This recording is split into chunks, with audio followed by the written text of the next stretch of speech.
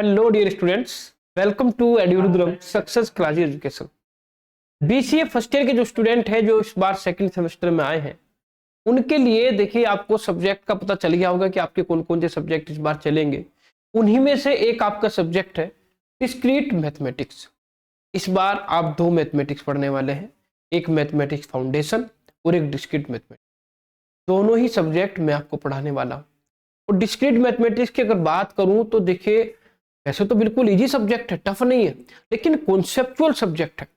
अगर आप इसे ध्यान से नहीं पढ़ेंगे तो फिर थोड़ा टिपिकली आपको लगेगा, लेकिन अगर ध्यान से पढ़ते चले जाएंगे, देखिए ये आपको यूनिट 1 की फर्स्ट वीडियो मिल रही है। इससे पहले लेक्चर का डिस्कशन में सिलेबस का डिस्कशन में कर चुका हूं कि क्या क्या सिलेबस आपका इसमें रहने वाला है। तो उसी सीरीज में आपकी जो यूनिट फर्स्ट है, यूनिट फर्स्ट में आपके 3 चैप्टर है, सेट है, रिलेशन है और फंक्शन है। वो तीनों हम यूनिट 1 के अंदर कवर करेंगे। तीनों ही चैप्टर बिल्कुल इजी रहने वाले हैं। बस आपको इतनी बात ध्यान रखनी है कि ध्यान से एक एक चीज को समझना है। अगर आप ध्यान से समझेंगे तो ये बिल्कुल आपको इजी लगने वाला है। ठीक है, तो देखिए चलते हैं सीधा आपको लेकर यूनिट 1 पर। और यूनिट 1 का चैप्टर नंबर 1 है सेट थ्योरी। सबसे पहले सेट थ्योरी को समझेंगे। सेट थ्योरी समझ जाएंगे तो रिलेशन भी इसी के जैसा ही है। रिलेशन को समझ जाएंगे तो इसी के जैसा फंक्शन। सेट से बनता है रिलेशन, रिलेशन से बनता है फंक्शन। सीधी बात ही है, ठीक है नहीं। तो अगर हम यहाँ पर बात करें आज की, हम सेट थ्योरी में पढ़ेंगे क्या। सेट थ्योरी में आज मैं आपको समझाऊंगा कि सेट होता क्या है, सेट क्या होता है, उसकी डेफिनेशन क्या है। सबसे पहले यही डिस्कशन होगा। उसके बाद स्पेशल सेट ऑफ नंबर्स। कुछ हमारे स्पेशल सेट होते हैं जो स्टैंडर्ड होते हैं, जो मैथमेटिक्स में नंबर की फॉर्म में रहते हैं। वो कौन कौन से सेट हैं, उन्हें किस तरीके से डिनोट करना है, कौन कौन से नंबर उसके अंदर आएंगे, इन सब का डिस्कशन आज के लेक्चर में होने वाला है। तो सबसे पहले तो मैं आपको सेट ही समझा देता हूं कि सेट कौन से होते हैं और कौन से सेट नहीं होते हैं। ये भी मैं आपको समझा के चलूंगा, दोनों चीजें समझा के चलूंगा, जिससे कि आपको डिफरेंस पता चले कि भाई अगर मैं आपसे पूछूं कि ये सेट है या नहीं है तो आप एकदम से बता दें, उसे पढ़ के उसे इसकी स्टडी करके बता दें कि ये सेट है या नहीं है तो क्यों है, नहीं है तो क्यों नहीं है।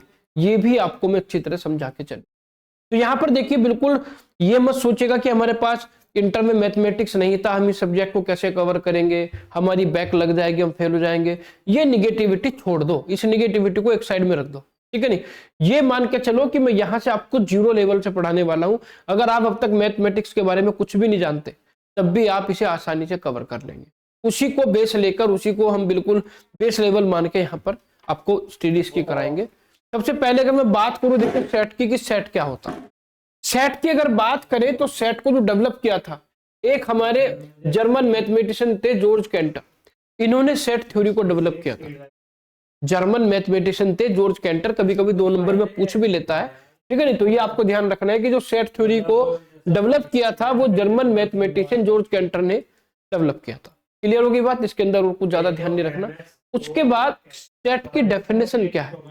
सेट की डेफिनेशन देखिए, ए वेल डिफाइंड कलेक्शन। एक लाइन की डेफिनेशन है, ध्यान से समझिए। वेल डिफाइंड कलेक्शन यानी ऐसा कलेक्शन जो वेल डिफाइन हो, जिसकी एक डेफिनेशन हो, जो किसी ना किसी प्रॉपर्टी से जुड़ा हुआ हो, ठीक है नहीं। ऑफ डिस्टिंक्ट ऑब्जेक्ट, और अलग अलग ऑब्जेक्ट का सेट हो, यानी कोई भी ऑब्जेक्ट रिपीट ना हो रहा। सेट के अंदर कोई ऑब्जेक्ट रिपीट नहीं होता, ठीक है नहीं, एक ऑब्जेक्ट एक ही बार आता है। Is called a set that have some common characteristic. ये बात आपको यहां ध्यान रखनी है कि ये क्या करता है, ये इसकी कैरेक्टरिस्टिक जो होती है, जितने भी इस कलेक्शन के अंदर, जितने भी सेट के अंदर एलिमेंट होंगे, वो सारे के सारे किसी एक प्रॉपर्टी को डिफाइन करेंगे, उनकी कॉमन कैरेक्टरिस्टिक होगी। ये ध्यान रखना है। अगर उसकी कॉमन कैरेक्टरिस्टिक नहीं है तो वो सेट के अंदर नहीं आएगा, ये ध्यान रखना है। तो ये हो गई आपकी सेट की definition. A well defined collection of distinct object is called a set that have some common characteristic. Clear हो गई बात, चलिए। तो ये आपका हो गया सेट। अब हम आगे बात करते हैं इंपोर्टेंट पॉइंट्स की। इंपोर्टेंट पॉइंट्स कौन कौन से हैं, देखिए यहां पर हम बात करते हैं। पहला इंपोर्टेंट पॉइंट है the object in a set are called its member or element. The object in a set are called its member or element. यानी इसके जो इंपोर्टेंट पॉइंट मैं आपको बता रहा हूं, एक एक को ध्यान से समझिएगा। ये कहना चाह रहा है कि सेट के अंदर जितने भी ऑब्जेक्ट होंगे, सेट के अंदर 3 ऑब्जेक्ट, 4, 5 कितने भी ऑब्जेक्ट हो सकते हैं, वो सारे के सारे ऑब्जेक्ट क्या कहलाएंगे, या तो मुझे कहेंगे कि सेट का मेंबर है या कहेंगे सेट का एलिमेंट है, यानी उसे मेंबर या एलिमेंट के नाम से पुकारेंगे। पहली बात तो आपको ध्यान रखनी है, ठीक है नहीं। और यहां पर आपको ध्यान रखना है कि किसी भी पूरे सेट को डिनोट करने के लिए, कोई सेट है उस सेट को डिनोट करने के लिए आप किसी कैपिटल लेटर का यूज करेंगे। Set A, set B, set C, set D, set X, set Y, set Z, कुछ भी हो सकता है, लेकिन कभी भी स्मॉल लेटर से हम किसी सेट को डिनोट नहीं करते हैं। कोई भी सेट को डिनोट करने के लिए आप कैपिटल लेटर का यूज करेंगे, यह बात आपको ध्यान रखनी है, ठीक है नहीं। और सेट के अंदर जो एलिमेंट है या मेंबर है, उन एलिमेंट या मेंबर को अगर आपको डिनोट करना पड़ जाए तो वो आप डिनोट करेंगे स्मॉल लेटर, ये ध्यान रखना है। थर्ड पॉइंट यही है आपका, the element of a set are also represented by small letter a b c x y z, कुछ भी हो सकता है, ठीक है। तो ये बात ध्यान रखनी है, ठीक। तो 3 पॉइंट मैंने आपको बता दिए कि सेट के अंदर जो ऑब्जेक्ट होंगे उन्हें मेंबर या एलिमेंट कहेंगे, ठीक है नहीं। सेट को रिप्रेजेंट करने के लिए कैपिटल लेटर का यूज करेंगे और सेट के एलिमेंट को रिप्रेजेंट करने के लिए स्मॉल लेटर का यूज करें, ठीक है। चलिए आगे बात करते हैं। देखिए एग्जाम्पल से मैं आपको समझा देता हूं कि जो मैंने अब तक आपको 3 पॉइंट बताए हैं। If small A is an element of a set capital A, एक सेट है जिसे मैंने कैपिटल ए से डिनोट किया है और उस कैपिटल ए सेट के अंदर मैंने एक एलिमेंट मान लिया स्मॉल ए, एक एलिमेंट मैंने क्या मान लिया, स्मॉल ए मान लिया, ठीक है नहीं। तो मैं ये कैसे डिफाइन करूंगा, ये कैसे डिनोट करूंगा कि स्मॉल ए कैपिटल ए का एक एलिमेंट है। उसे डिफाइन, उसे डिनोट करने के लिए हम उसे इस तरह से लिखेंगे। देखिए ए इज बिलोंग्स टू कैपिटल, यहां पर ये ए बिलोंग्स टू कैपिटल, ये बिलोंग्स टू का साइन होता है और जहां पर बिलोंग्स टू देखिए इधर लिखा जाएगा आपका राइट साइड में सेट और लेफ्ट साइड में लिखा जाएगा आपका एलिमेंट। बात समझ में आ गई? ये ध्यान रखिएगा कि ए बिलोंग्स टू ए का मतलब है कि जो स्मॉल ए है ये सेट ए का एक एलिमेंट है, या स्मॉल ए सेट ए से बिलोंग करता है। इसे हम इस तरह से रीड करेंगे, देखिए that is a belongs to A or a is a element of capital A, ठीक है नहीं। ए बिलोंग्स टू ए, या तो मैं कहूंगा कि ए स्मॉल ए कैपिटल ए से बिलोंग कर रहा है, या फिर मैं कहूंगा कि ए स्मॉल ए जो है वो कैपिटल ए का एक एलिमेंट है। किसी भी तरीके से आप इसे लिख सकते हैं। यहां तक बात समझ में आ गई होगी। चलिए इफ ए डज नॉट, अगर आपका जो स्मॉल ए है ये स्मॉल ए कैपिटल ए का एलिमेंट नहीं है तो फिर कैसे डिनोट करेंगे? फिर आपको क्या करना है, जो सिंबल है इस सिंबल में यहाँ क्रॉस लाइन क्रॉस, यहाँ देखिए लाइन क्रॉस कर दी मैंने। इस लाइन क्रॉसिंग का मतलब यह है कि ये स्मॉल ए कैपिटल ए का एलिमेंट नहीं है। तो ये दोनों सिंबल आपको याद रखने हैं, ये दोनों सिंबल सेट थ्योरी में बहुत यूज होने वाले हैं, ठीक है नहीं। ए belongs to A or a is not belongs to ए, इसका मतलब है ए इट नॉट बिलोंग्स टू ए। दोनों चीजें यहाँ पर आपको ध्यान रखनी है, ठीक। मैथमेटिक्स की अगर हम बात करूं तो मैथमेटिक्स में आपको बहुत, अभी मैं आपको बताऊंगा कि कौन कौन से नंबर्स के सेट होते हैं। नेचुरल नंबर के सेट, इंटीजर के सेट, रियल नंबर के सेट, कॉम्प्लेक्स नंबर के सेट, बहुत सारे सेट आपको देखने को मिलेंगे। अभी एक एक करके सबकी मैं बात करूंगा, तब आपको समझ में आ जाएगा। तो ये तो था देखिए सेट की डेफिनेशन और सेट से रिलेटेड इंपॉर्टेंट पॉइंट, जो कि मैंने बिल्कुल आपको बिल्कुल आसान भाषा में समझाने की कोशिश की, ठीक है। आगे मैं आपको लेके चलता हूं एग्जांपल ऑफ सेट। देखिए जैसे कि मैंने सेट को कहा कि सेट के अंदर वो ऑब्जेक्ट आएंगे जिनमें एक कॉमन कैरेक्टरिस्टिक होगी, जिनमें एक कॉमन कैरेक्टरिस्टिक होगी, वही आपका सेट के अंदर आएगा, ठीक है नहीं। जैसे कि यहां पर देखिए 10 एग्जांपल, एक एक एग्जांपल को अच्छे समझाऊंगा आपको मैं। जैसे कि फर्स्ट एग्जांपल है the river in India, the river in India. इसका मतलब क्या है? इसका मतलब यह है कि एक सेट है और उस सेट के अंदर जितनी भी रिवर्स है, इंडिया के अंदर जितनी भी रिवर्स है वो ली गई है। जैसे गंगा, जमुना, सरस्वती, गोदावरी, कावेरी, ये ले लिया। अब इन सब के बीच में एक कॉमन कैरेक्टरिस्टिक ये है कि ये नदी है, ये नदी है। एक कॉमन कैरेक्टरिस्टिक मिल जाए और चाहे अलग अलग हो भी, आप कह देंगे कि ये उत्तर प्रदेश से गुजर रही है, तमिलनाडु से गुजर रही है, यहां से गुजर रही है, वो चीज अलग है। लेकिन एक कॉमन कैरेक्टरिस्टिक क्या है कि ये रिवर इन इंडिया है, तो ये कॉमन कैरेक्टरिस्टिक आ गई, तो यहां से हम सेट बना सकते हैं। ये आपका सेट के अंदर आ जाएगा। सेकंड आता है द वोवल्स ऑफ अल्फाबेट। आपको पता है कि अल्फाबेट्स में 5 वोवल्स होते हैं, ए ई आई ओ यू, ठीक है नहीं।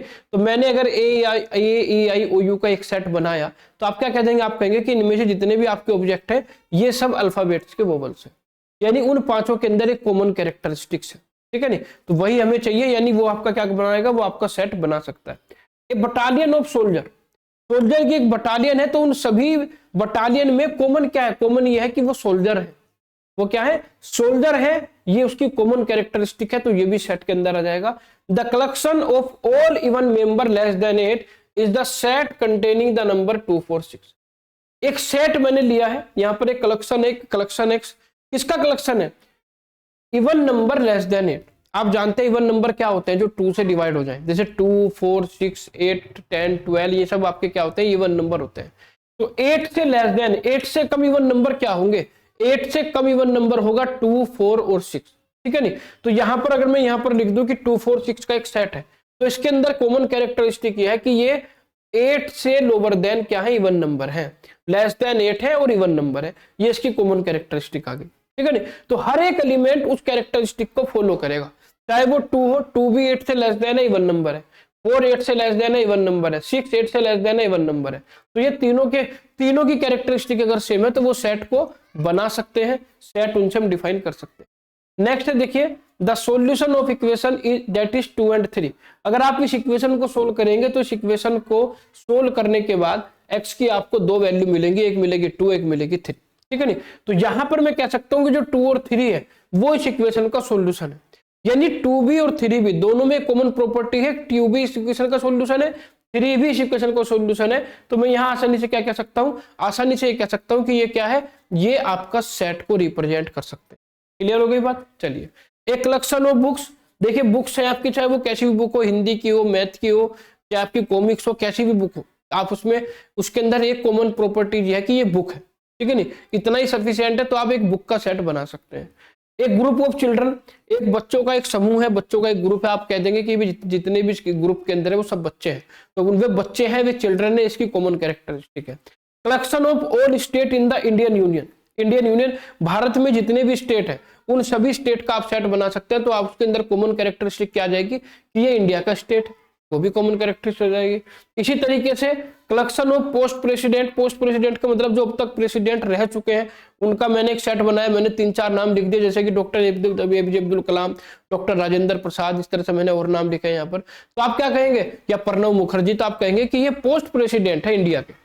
तो उन नामों में एक कॉमन कैरेक्टरिस्टिक ये है कि हमने वो नाम लिखे हैं जो भारत के राष्ट्रपति रह चुके हैं, ये कॉमन कैरेक्टरिस्टिक उसके हमने पकड़ ली, ठीक है नहीं। The collection of cricketer in the world who were out for 99 in test match, मैंने यहां पर उन क्रिकेटर्स का सेट के अंदर नाम लिखा जो टेस्ट मैच में 99 रन पर आउट हुए।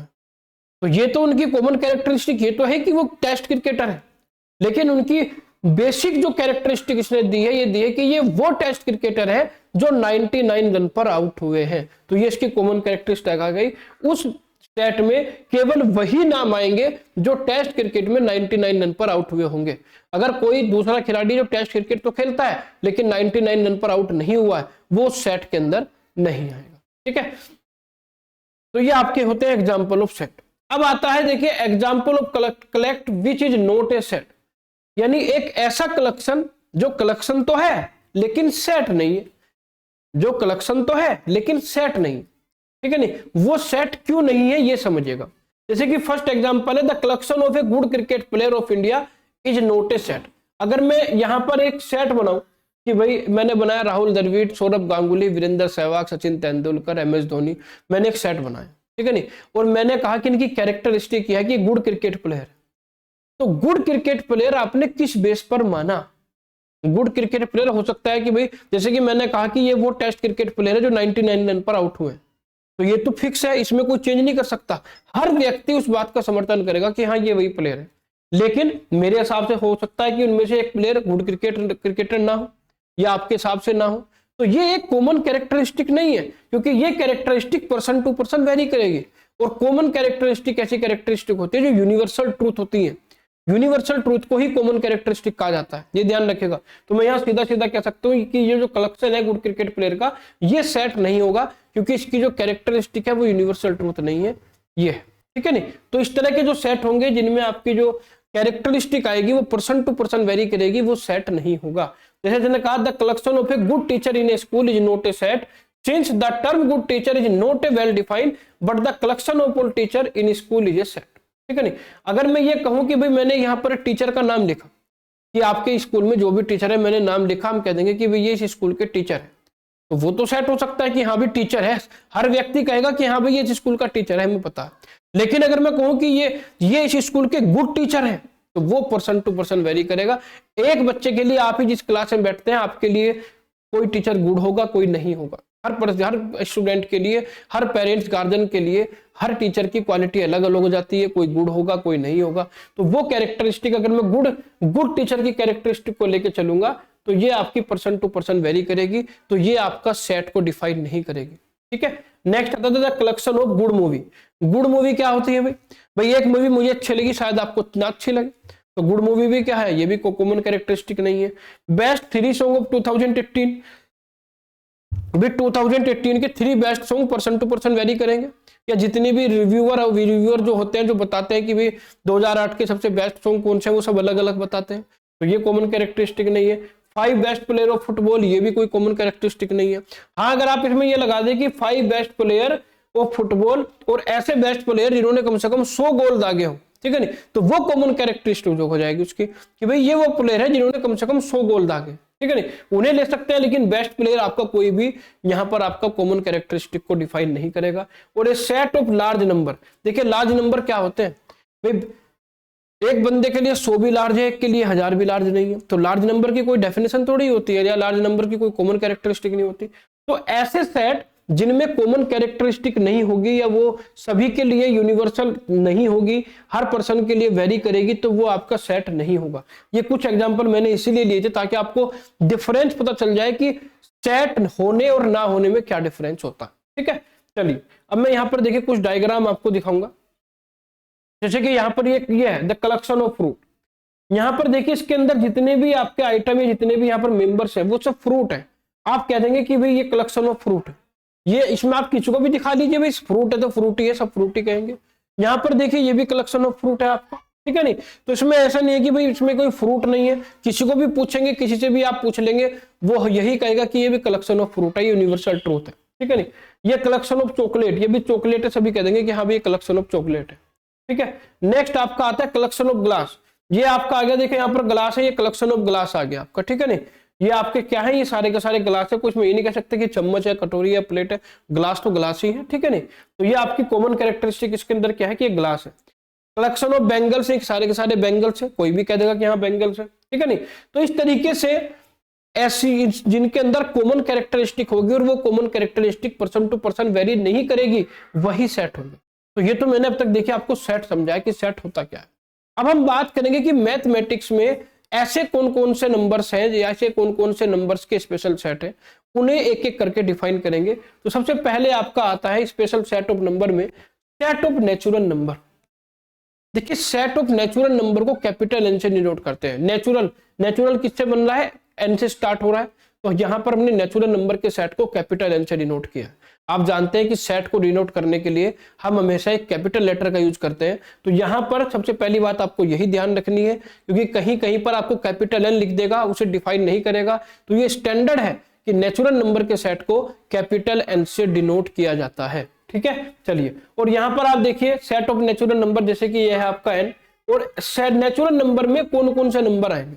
देखिए जब हम काउंटिंग सीखते, जब हम छोटे थे तो हमारी काउंटिंग कहां से स्टार्ट होती थी, 1 2 3 4 5, 1 से तो स्टार्ट करते थे, नहीं 1 से स्टार्ट करते थे। तो 1 से लेकर आपके जितने भी परफेक्ट नंबर है, परफेक्ट नंबर का मतलब होता है जो पॉइंट में ना हो, जो परफेक्ट नंबर उन्हें कहा जाता है। भाई 1 to 1 के बाद 2 आएगा, 1.5 नहीं आएगा, 1.3 नहीं आएगा, 1.2 नहीं आएगा, 1 2 3 4 5 6 7 8 9 10 11 12 ऐसे इनफाइनाइट नंबर होंगे। आप गिनती बढ़ाते चले जाएंगे, जिंदगी खत्म हो जाएगी लेकिन नंबर खत्म नहीं होंगे, ठीक है नहीं।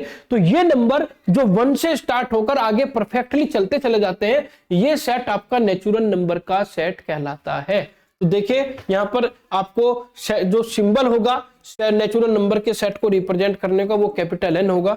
और यहां पर किसी भी सेट को रिप्रेजेंट करने के लिए देखिए मैं आपको तरीका बता देता हूं, वो तो रिप्रेजेंटेशन में आगे बताऊंगा आपको, लेकिन फिर भी समझ लीजिएगा। जैसे कि आपका नेचुरल नंबर है, तो सबसे पहले हम यहाँ पर देखिए ये आपका ब्रैकेट लगाएंगे, इस तरह का ब्रैकेट लगेगा, ठीक है नहीं। और ब्रैकेट के बाद यहाँ पर हम देखिए 1 लिखेंगे, फिर कोमा, फिर दूसरा एलिमेंट, फिर कोमा। हर एक एलिमेंट के बीच में कोमा जरूर लगेगा, ये ध्यान रखना है। अगर आप कोमा नहीं लगाएंगे, मान लिया आपने यहाँ पर कोमा नहीं लगाया, 6 के बाद 7 लिख दिया, तो ये 6 7 नहीं पढ़ा जाएगा, ये 67 पढ़ा जाएगा। ये ध्यान रखना है। कोमा क्या कर रहा है, सेपरेट कर रहा है, तो मुझे सेपरेट रीड करेंगे 1 2 3 4 5 6 7, ठीक है नहीं। और यहाँ पर जो नेचुरल नंबर होंगे वो आपके इनफाइनाइट होते हैं, वो आगे तक चलते रहते हैं, ठीक है नहीं। तो ये सेट आपका जो 1 से स्टार्ट होगा, 1 2 3 4 5 6 7 8, ये सभी नेचुरल नंबर होंगे। अगर मैं यहाँ पर बात करूं, देखिए अगर मैं आपसे पूछूं कि एक सेट ये है 5 6 7, मैं पूछूंगा ये क्या है, आप कहेंगे कि नेचुरल नंबर का सेट। भाई 5 6 7 नेचुरल नंबर है या नहीं? ये नेचुरल नंबर का सेट है जो ग्रेटर देन 4 है और लोअर देन 8 है, यानी नेचुरल नंबर का सेट है। भाई ये 5 6 7 क्या है, ये 4 के बाद ही तो आ रहे हैं, यानी ग्रेटर देन 4 और लोअर देन 8, तो ये नेचुरल नंबर का सेट है। जो ये इसकी कॉमन कैरेक्टरिस्टिक हो गई। ये क्या है, ये एक नेचुरल नंबर का सेट है जो 4 से ग्रेटर देन है और 8 से लोअर देन है। 5 भी 4 से ग्रेटर देन है, 8 से लोअर देन है। 6 भी 4 से ग्रेटर देन है, 8 से लोअर देन है। 7 भी 4 से ग्रेटर देन है, 8 से लोअर देन है। तो इस तरीके से जो नेचुरल नंबर का सेट बनेगा वो आपके कॉमन कैरेक्टरिस्टिक को यहाँ पर डिफाइन करेगा। तो इतनी बात यहाँ पर आपको ध्यान रखनी है, ठीक है नहीं। तो इतना काम आपको बस करना है बच्चों यहाँ पर कि जो सेट होता है नेचुरल नंबर को, उसे कैपिटल एन से डिनोट करते हैं, और जितने भी हमारे परफेक्ट नंबर है हम जब काउंटिंग के टाइम पे पढ़ते हैं, वो सारे के सारे आपके क्या कहलाते हैं, वो सारे के सारे आपके नेचुरल नंबर कहलाते हैं। और जरूरी नहीं है कि नेचुरल नंबर का जो सेट होगा 1 से स्टार्ट होगा, बीच में से भी स्टार्ट हो सकता है। ये 4 5 6 7 ये सारे के सारे नेचुरल नंबर है, तो नेचुरल नंबर में कुछ भी आ सकता है। मान लिया 4 5 6 7 आया, तो आप कहेंगे कि नेचुरल नंबर का सेट है ग्रेटर देन 3 या लोअर देन 8 है। या एक सेट आया 2 3 4, तो आप क्या कहेंगे कि जो 2 3 4 है ये नेचुरल नंबर का सेट है जो ग्रेटर देन 1 है और लोअर देन 5 है, ऐसे भी लिख सकते हैं, ठीक है नहीं। तो ये तो आपका आ गया नेचुरल नंबर। नेचुरल नंबर के बाद आते हैं होल नंबर, जैसे नॉन निगेटिव इंटीजर भी कहते हैं, ठीक है नहीं।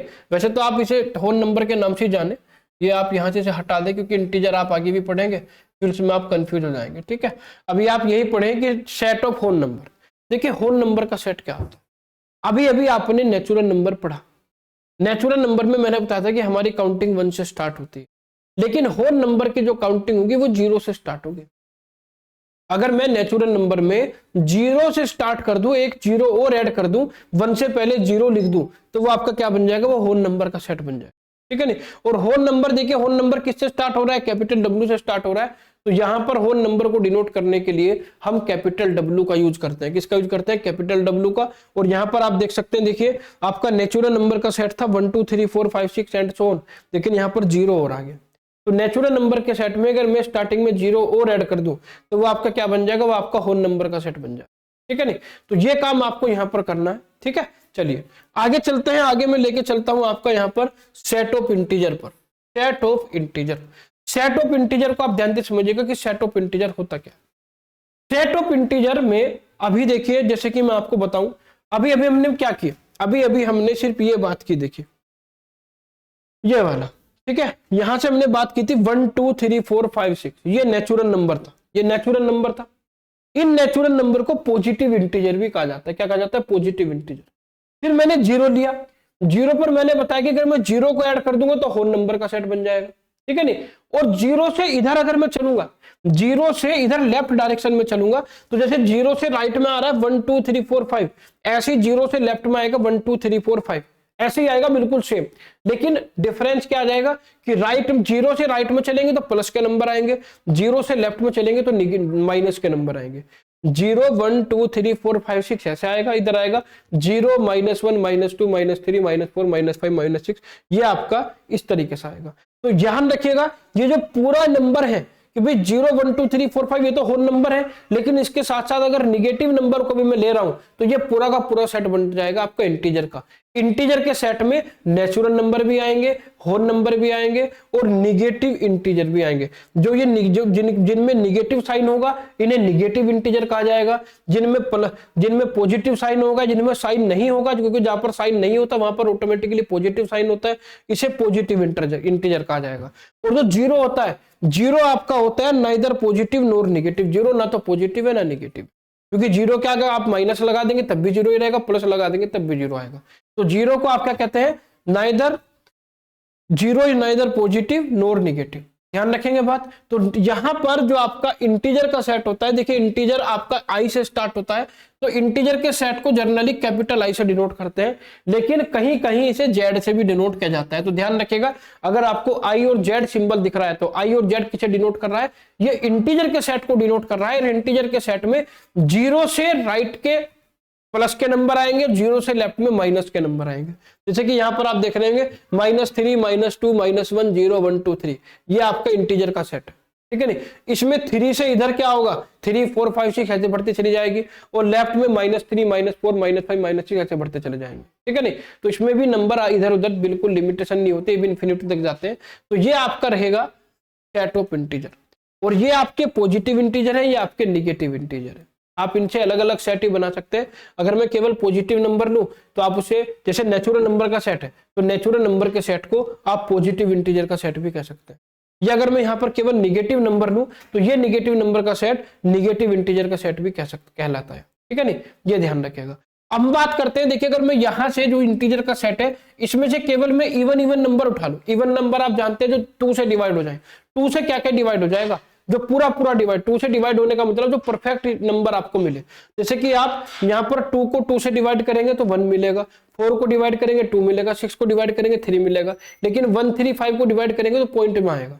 तो ये वो नंबर है जो 2 से डिवाइड हो रहे हैं। ऐसे निगेटिव में -2, -4, -6 ये सब भी आपके क्या हो जाएंगे, ये सब भी 2 से डिवाइड हो जाएंगे। तो ये आपके इवन इंटीजर कहलाते हैं। तो मैं यहाँ पर इवन इंटीजर का सेट भी बना सकता हूँ। इवन इंटीजर का सेट बनेगा, देखिए 0 +-2 +-4 +-6 +-8, 0 जो है वो इवन इंटीजर के सेट में आएगा, ध्यान रखिएगा। और अगर मैं यहाँ पर ओड इंटीजर का सेट बनाता हूं तो ओड इंटीजर के सेट में वो नंबर आएंगे जो 2 से डिवाइड नहीं होते, +-1 +-3 +-5 +-7। प्लस माइनस में इसलिए लिख रहा हूं क्योंकि अलग अलग लिखने से अच्छा मैंने एक साथ ही लिख दिया कि +1 और -1 अलग अलग भी लिख सकते हैं आप, +1 -1 +3 -3 ऐसे भी लिख सकते हैं। तो ये आगे आपका क्या, इंटीजर का सेट। तो इंटीजर आपको समझ में आ गया होगा कि इंटीजर होता क्या है। इंटीजर के बाद अब मैं यहां पर लेकर चलता हूं आपको रेशनल नंबर। ये ध्यान से समझना, ये बिल्कुल ध्यान से समझना है आपको, रेशनल नंबर क्या होता है। देखिए रेशनल नंबर की अगर हम बात करूं, रेशनल नंबर वो होता है जब हम किसी नंबर को P/Q की फॉर्म में रिप्रेजेंट करते हैं, P/Q की फॉर्म में रिप्रेजेंट करते हैं, वो आपका रेशनल नंबर कहलाता है। यानी इसमें आपको क्या मिलेगा, न्यूमरेटर और डिनोमिनेटर दोनों मिलेंगे, ठीक है नहीं, न्यूमरेटर डिनोमिनेटर दोनों मिलेंगे। और ध्यान रखना है इसके अंदर P आपका न्यूमरेटर कहलाएगा, Q आपका डिनोमिनेटर, और P और Q दोनों इंटीजर होंगे। अभी मैंने इंटीजर आपको बताया, भाई प्लस का नंबर हो या माइनस का नंबर हो इंटीजर कहलाता है। तो यहाँ पर P और जो Q है आपका, ये प्लस माइनस, प्लस का नंबर भी हो सकता है, माइनस का नंबर भी हो सकते हैं, और जीरो भी हो सकते हैं। P आपका जीरो भी हो सकता है, लेकिन Q के लिए रेस्ट्रिक्शन है कि Q आपका जीरो नहीं होगा, इसलिए मैंने लिखा नॉन जीरो इंटीजर। P आपका इंटीजर होगा, कुछ भी हो सकता है, जीरो प्लस माइनस कुछ भी, लेकिन Q या तो प्लस होगा या माइनस होगा, लेकिन जीरो नहीं होगा। तो Q आपका होगा नॉन जीरो इंटीजर।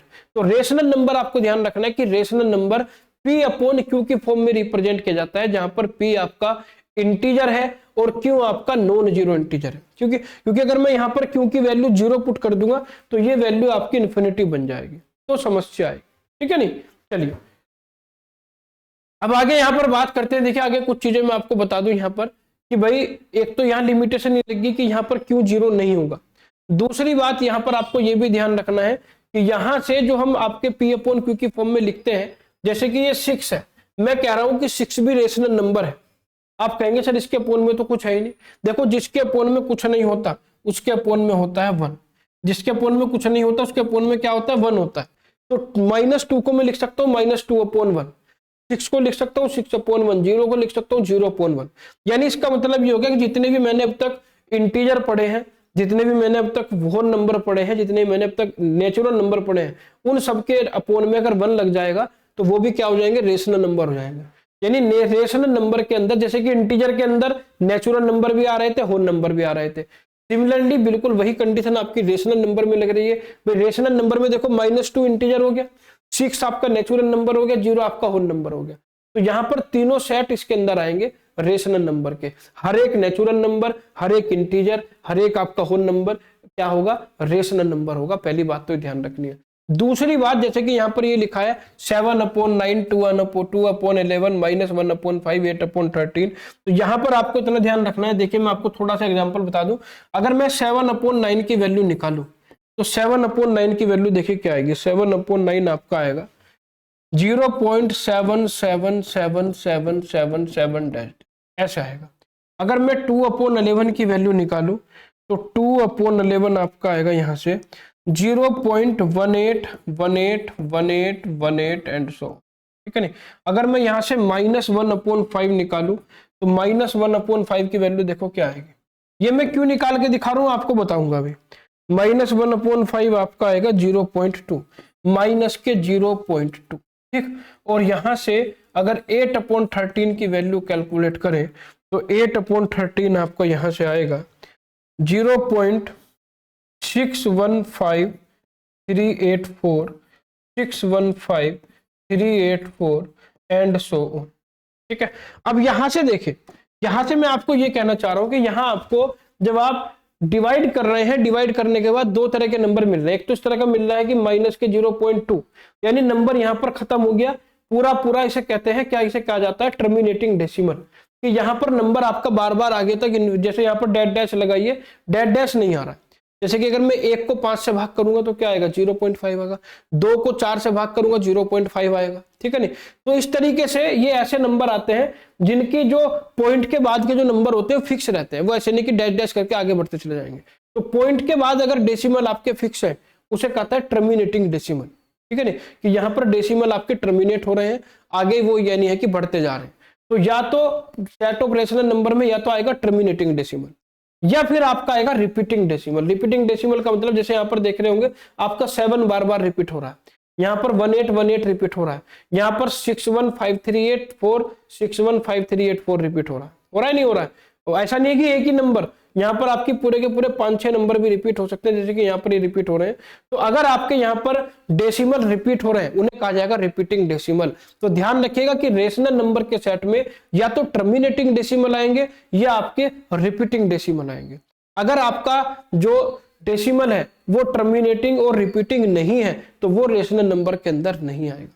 क्लियर हो गई बात? चलिए, और रेशनल नंबर के बाद देखिए, अगर मैंने भी आपको बताया था कि भाई ये नेचुरल नंबर है, नेचुरल नंबर में अगर 0 का ऐड कर दिया जाए तो होल नंबर बन जाएगा, यानी होल जितने भी नेचुरल नंबर है वो होल नंबर भी होंगे। क्यों होंगे? क्योंकि भाई 1 2 3 4 होल नंबर में आ रहे हैं, नेचुरल में भी आ रहे हैं।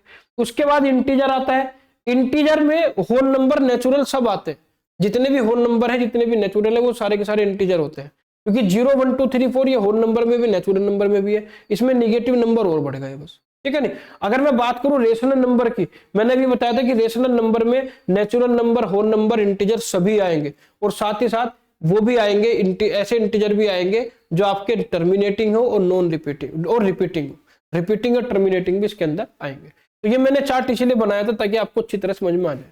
फिर आता है सेट ऑफ इरेशनल नंबर। अब ये इरेशनल नंबर क्या होते हैं ये ध्यान से समझिएगा। इरेशनल नंबर का मतलब होता है कि यहां से आपको जो नंबर मिलेगा वो मिलेगा नॉन टर्मिनेटिंग और नॉन रिपीटिंग। जैसे कि अगर मैं बात करूं, यहां पर देखिए एक नंबर ये लिखा है 0.101000103, यहां पर देखिए ना तो ये नंबर खत्म हो रहा, ये आगे आगे डैश डैश डैश डैश चलता रहेगा, ठीक है नहीं। ऐसा नहीं है कि अगर मैं देखिए यहां पर इसे ये नंबर खत्म नहीं होगा, आगे चलता रहेगा, और यहां पर रिपीट भी नहीं हो रहा, यानी ये ना तो टर्मिनेटिंग है ना ही रिपीटिंग है, तो ये होगा non repeating, non terminating, non repeating.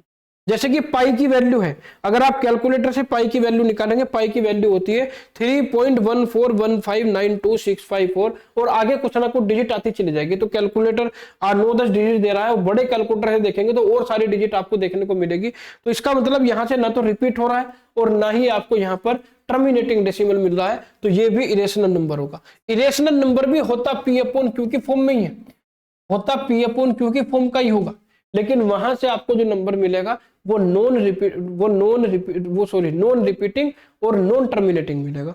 जैसे कि यहाँ पर ई की वैल्यू है, आप ई की वैल्यू यहां से निकाल के देख लो। देखो ई की वैल्यू क्या आएगी, ई की वैल्यू आ रही है 2.718281828। अब यहाँ पर देखो, ये आप कहेंगे सिर्फ तो रिपीट हो रहा है, देखो यहाँ पर जो ई की वैल्यू आ रही है वो आ रही है 2.718281828।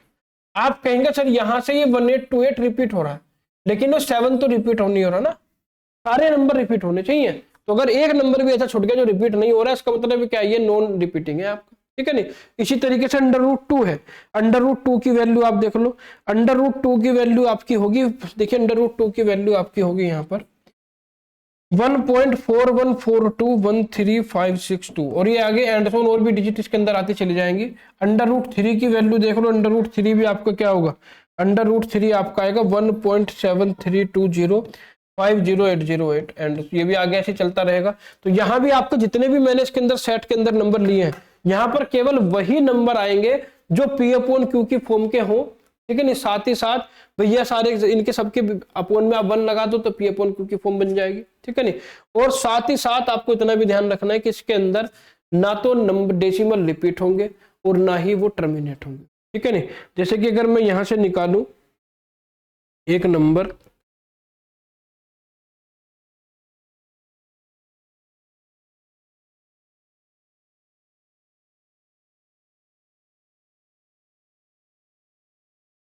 हाँ देखिए जैसे ये है 22/23, ये आपका आ रहा है 0.9566521739 एंड सो। यहां भी देखिए जो नंबर आ रहा है 22/23, ये P अपॉन Q की फॉर्म का है, लेकिन ये क्या है ना, ये ना तो टर्मिनेटिंग है ना ही रिपीटिंग है। तो ये आपका क्या आएगा, ये इरेशनल नंबर के सेट में आएगा। और ध्यान रखिएगा इरेशनल नंबर को जो सेट होता है, इरेशनल नंबर के सेट में ना तो नेचुरल नंबर आएंगे, ना ही होल नंबर आएंगे, ना ही इंटीजर, ना ही रेशनल। जैसे कि मैंने बताया था कि ये चारों तो आपस में इंटरकनेक्टेड है, लेकिन जो इरेशनल नंबर का सेट होता है ये इन सबसे अलग होता है, ये इन सबसे अलग होता है। इन सब की कैटेगरी एक रहती है, ये कहीं ना कहीं एक दूसरे से इंटरकनेक्टेड होते हैं, लेकिन ये बिल्कुल अलग है इनसे। इसका बिहेवियर, ये बिल्कुल इसकी जो प्रॉपर्टीज है उन चारों से बिल्कुल अलग है। तो इसे हम बिल्कुल अलग लेके चलेंगे, ध्यान रखिएगा इरेशनल नंबर के सेट को। अब आता है रियल नंबर।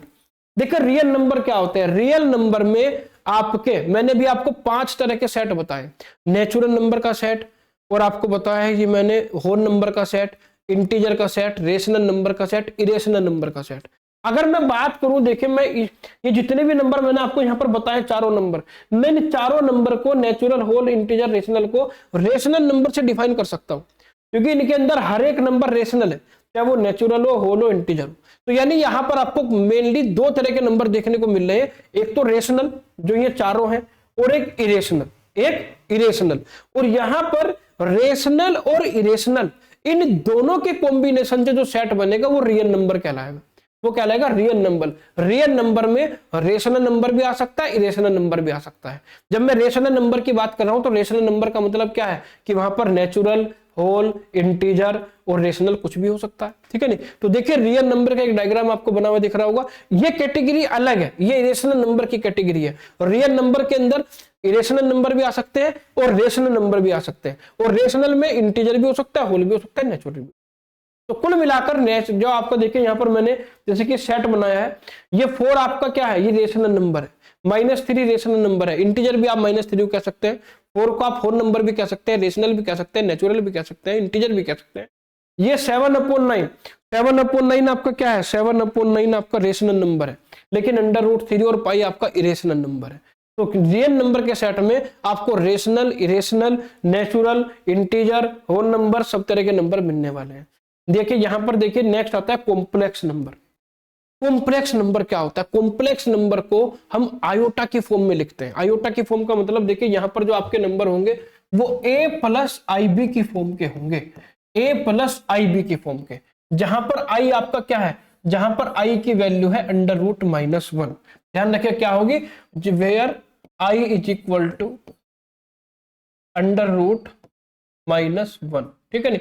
और A और B जो होंगे आपके, ये क्या होंगे, A और B आपके क्या होंगे, A और B आपका यहां पर होगा रियल नंबर, A और B क्या होंगे, रियल नंबर होंगे। A B belongs to real number, यानी ए बी किसे बिलोंग कर रहे हैं, रियल नंबर से बिलोंग कर रहे हैं। तो ए बी की जगह कोई भी रियल नंबर हो सकता है, 0 भी रियल नंबर हो सकता है। तो देखिए इसके अंदर जरूरी नहीं जितने मैंने अब तक मैंने जितने नंबर आपको पढ़ाए, जैसे √3 है, √3 को मैं लिख सकता हूँ √3 + 0i, √3 + 0.i, ऐसे भी तो लिख सकता हूँ। भाई आपका जो b है वो आपका 0 भी तो हो सकता है जब भी रियल नंबर है। तो जितने भी मैंने अब तक आपको नेचुरल नंबर पढ़ाए हैं, होल नंबर पढ़ाए हैं, प्राइम नंबर आपके और आपको मैंने जो है इंटीजर पढ़ाए हैं, रेशनल नंबर पढ़ाए हैं, इरेशनल नंबर पढ़ाए हैं, ये सारे के सारे कॉम्प्लेक्स नंबर के अंदर आते हैं। यानी पूरा का पूरा जो मैंने अब तक रियल नंबर आपको पढ़ाया है, ये जो मैंने आपको रियल नंबर का चार्ट है, ये सारे के सारे नंबर कॉम्प्लेक्स नंबर भी होंगे। अगर बस मैं इसके इन सभी नंबर के आगे zero dot I plus zero dot I लगा दूं तो वो कॉम्प्लेक्स नंबर बन जाएगा। जनरली जो कॉम्प्लेक्स नंबर होते हैं वो इस तरह के होंगे, 2 + 5i -3i 1 - i, ये आपके क्या होंगे, ये आपके क्या होंगे, कॉम्प्लेक्स नंबर होंगे। यानी कॉम्प्लेक्स नंबर में जनरली आयोटा आपको देखने को मिलेगा। तो यहां पर देखिए, ये नेचुरल नंबर का सेट है, ये इंटीजर का सेट है, ये आपका रेशनल नंबर का सेट है, ये आपका जो है रियल नंबर का सेट है, और ये कॉम्प्लेक्स नंबर। यानी कॉम्प्लेक्स नंबर के अंदर रियल नंबर भी आ रहे हैं, रेशनल भी आ रहे हैं, इंटीजर भी आ रहे हैं, नेचुरल भी आ रहे हैं, ठीक है नहीं। तो ये है आपका रेशनल नंबर का सेट, रेशनल कॉम्प्लेक्स नंबर का सेट, और कॉम्प्लेक्स नंबर के सेट को कैपिटल सी से डिनोट करते हैं, ध्यान रखिएगा। तो कॉम्प्लेक्स नंबर के सेट के बाद आपका आता है प्राइम नंबर का सेट। अब देखिए प्राइम नंबर क्या होते हैं, आपने अगर आप पहले मतलब अगर आपने एक स्पेशल मैथ आपका चलता था बीसीए में फर्स्ट सेमेस्टर में, जो जिन बच्चों के पास मैथ नहीं था उन्होंने पढ़ा होगा, तो वहां पर मैंने पढ़ाया था कि प्राइम नंबर होता क्या है।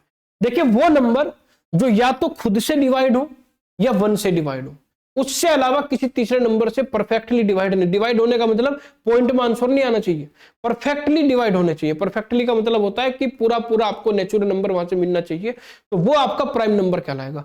या तो 1 से डिवाइड होगा या खुद से, जैसे कि 2 है, 2 या तो 1 से डिवाइड होगा या खुद से, 3 भी या 1 से खुद से, 5 या 1 से खुद से, 7 या 1 से खुद से, 7 और किसी डिवाइड नहीं होगा, या तो 7 से होगा या 1 से, 11 या तो 11 से डिवाइड होगा या 1 से। तो ऐसे जितने भी नंबर होते हैं वो सारे के सारे आपके क्या कहलाते हैं, वो सारे के सारे आपके प्राइम नंबर कहलाते हैं।